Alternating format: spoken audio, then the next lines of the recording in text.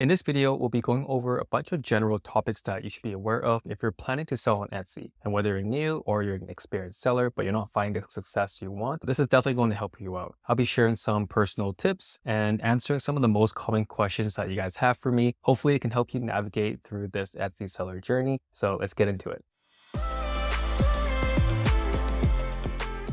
Okay, so number one, by Funny Kids, how many Etsy shops can I open? You can open up as many Etsy shops as you want, but you'll need to have a new email account for a new shop. And a lot of people just open up Gmail accounts. You don't need to create a official domain or anything like that. Gmail account is totally fine if you want to create a new shop for it. Most of the time, I do recommend creating a Gmail account that's associated with the shop name. So in case there's more customer service back and forth, that you're able to use something that's at least the same email so that people can instantly recognize that it is from that shop. And for the most part, a lot of people want to create many shops, but my personal advice is to only stick with one.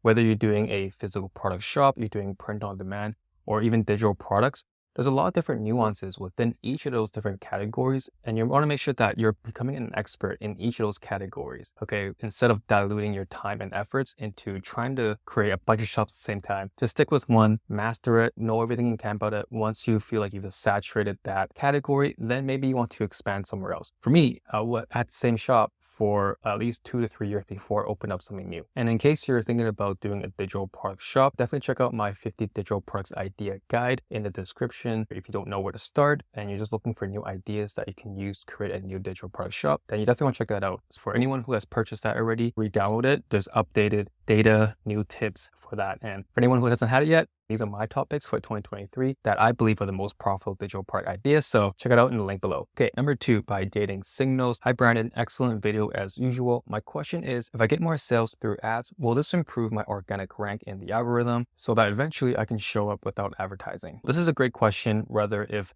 running ads can help improve your organic rank. So it definitely can, right? Running ads is just a way of adding more fuel to the fire, right? But whenever you get sales within the ad sides, it helps renewing the organic side. You get more reviews, you get more favorites, and that really helps boost that listing up higher and higher, not just for the ad side, but for the organic. So yes, it definitely does help if you're able to help run ads to help gain the authority and ranking for that listing for the organic side. Number three is by Samantha.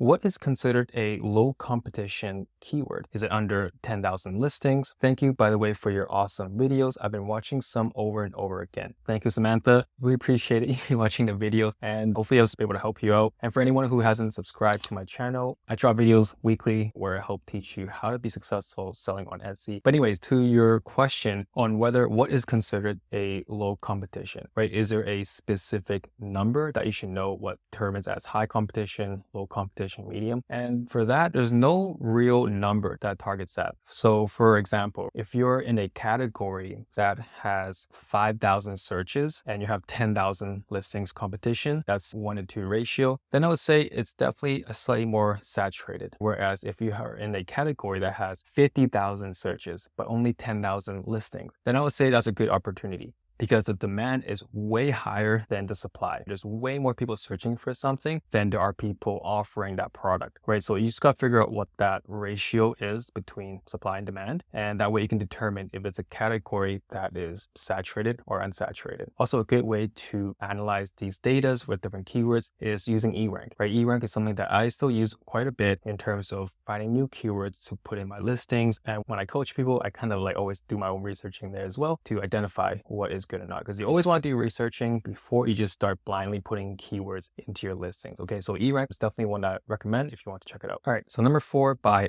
Alec. Hi Brandon, your videos really helped me grow my store the past few months, but I hope you can answer this next question. Why do some products that I make, same keywords, tags, listing photos, perform differently in terms of views? I have a listing that went to the first page and gets 5 sales a day, but when I try creating a new design using the same tags, this listing barely gets any views at all. Why is that? I hope you could help. Okay, so great question. I get asked that a lot If you are using the exact same keywords and tags for a different product, you should be getting the same views, right? But there's a lot of different things to consider. If you are using everything the same other than the product itself and you're not getting the same results, then, for the most part, it's because the product is not the same as your first one. It's slightly different. People aren't liking it as much. And that just comes down to the product itself, comparing it from the first one to the second one. Unless you're asking, if I duplicate in the exact same listings, same products, same keywords, everything exactly the same, why is it not performing the same? In that case, you have to think about what Etsy want, right? Would they want you to dilute your focus, dilute your energy into 2 different listings? Or do they want you to create one powerhouse listing that has all the reviews, all the favorites, right? Instead of splitting into 2. For the end consumer, for the buyer, it's better for them to see a product that has all the reviews, right? All the sales into one instead of having 2 split. I'm not sure why you would do that regardless. It's better to have everything into one listing than to split the focus, okay? But yes, if the question was more towards I'm using the exact same SEO and tags, but I'm not getting the same results, but I have a different product, then it just comes down to the product is not as good as the first. All right, so the next one is by RF. Hi Brandon, where do you find your VAs and how do you choose them from so many possible ones? What are your criteria?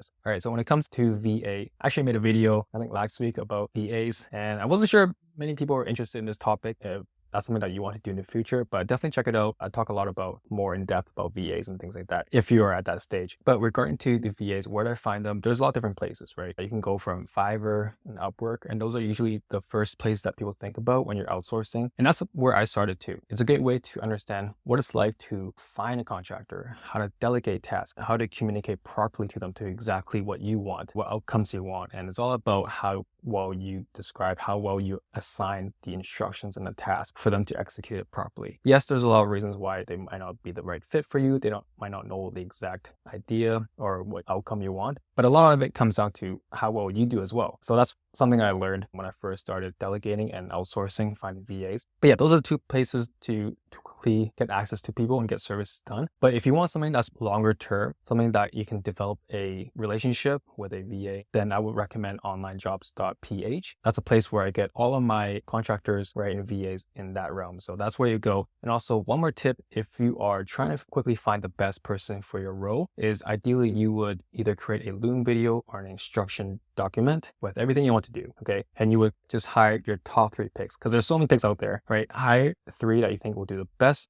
and give them all that task, right? It's obviously you want to pay them, right, for that one task, but it's a quick way to figure out who is the best person for you, for your job, for your role, the ideal contractor for you, okay? So as a quick tip you can do to quickly figure out the best starting person, same task, do 3 different people or more if you want, and then have them all deliver it back. And you'll be amazed by the variety and differences, the outcome they all provide for you. And then you'll be able to tell, okay, cool, this is the one for me. Maybe I want to set up a call, getting to know the person, and then go from there, build that relationship up. All right, so the next one is by Villa. I have listed 350 listings, but only got 7 sales from the last 30 days. Should I continue listing or wait for sales? Okay, so if you have hundreds of listings but no sales, then this is what you need to do. Number 1 is to check your data. At this point, you should be getting a fair amount of traffic. And if not, then you need to figure out, hey, am I using the right keywords for my listings? If I have hundreds of listings, they should be targeting something good and I should be getting traction. But if you're not, maybe you're not using the keywords, or maybe your product is just not related to the keywords. Maybe you need to create more competitive products that can compete with the best sellers. Okay, so that's the number 1 you need to figure out. So number 2, let's say you are getting the traffic, but your conversion rate is low, meaning you're getting a lot of views, right? A lot of people clicking in, maybe they're even favoriting it, but no one's buying it. You have a really low conversion rate. Then that means that you're not giving the customer the trust they need for them to complete their buyer journey and ultimately making that sale, making that purchase. So there's a lot of different ways how you can do a better job in that field. One is having more authority in reviews, having a better descriptions, having better images, communicating in a better way, having your about pages, showing the behind the scenes, right? Talking more about that. And that way you can start gaining the trust. That means it can definitely help the conversion rate in that sense. Optimizing your shop fully. And I talk a lot about that in my other videos, but there's one way to figure out how to improve your conversion rate. And those are pretty much the 2 main points to identify. But if you have that many listings and low sales, then you're better off figuring out why it's not working instead of continuing to pump out more listings, getting to 800,000 listings with the same results, because something needs to be changed in there, whether it's from the product itself, from the keywords, from how to optimize the shop. So those are some of the main things I would look into first before you continue to pump out more listings. So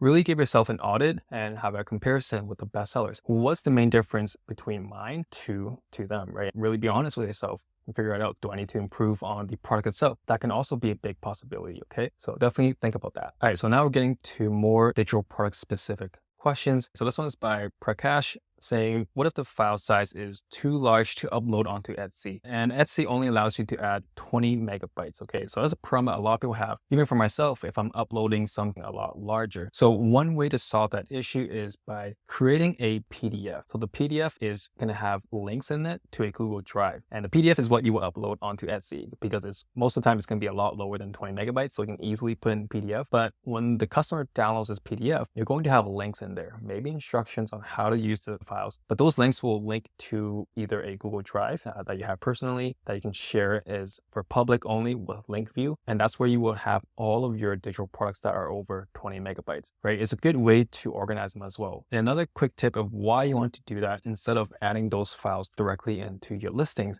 is because over time, if you want to update those products, then you can easily update them and everyone will still have access to the updated versions. So for example, I updated my 50 digital products ideas guide, which I mentioned earlier in the video. I'm constantly updating that. So as long as you have the link to access it, you can always go back to it. But hey, has Brandon updated this list of digital products? If so, you can track it and download the new one without me having to send you the new products every single time. Okay, so something to consider if you are selling digital products is to offer the PDF file instead and linking it to a hub where you can constantly update the products and house larger file products. So the last one is by Liv88. Hi, thanks for a great video. I have a question. If I have a Canva Pro account and I sell my designs, do my customers have to have a Pro account too for editing? So basically you're saying if you have a Pro account and you're selling your designs, do your customers need to have a Pro account as well when they need to edit? So the answer is no. You will need a Pro account to be able to share and without them interrupting your master file. So you will need to have the Pro account, but as long as you include only free elements in your designs,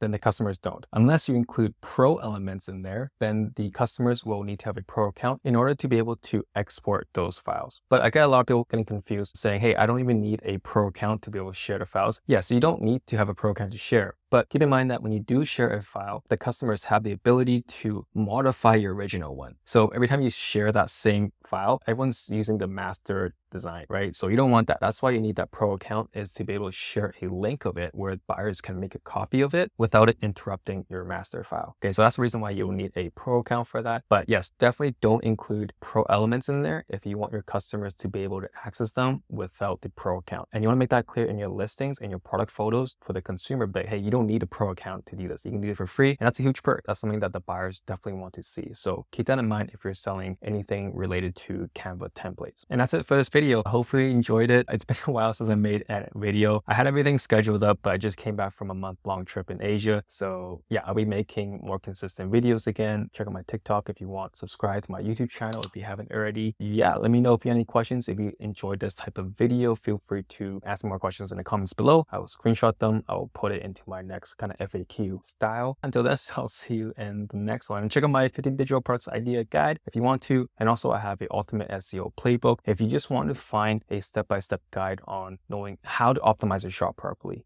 Are you doing the keywords and titles properly? How are you able to implement that into your sections, your about page, doing your FAQs, right? So it's a full-on step-by-step on how to make sure your shop is perfect and fully optimized for the consumer to create and complete their buyer's journey. Okay, so until then, I'll see you in the next one. Take care. Bye.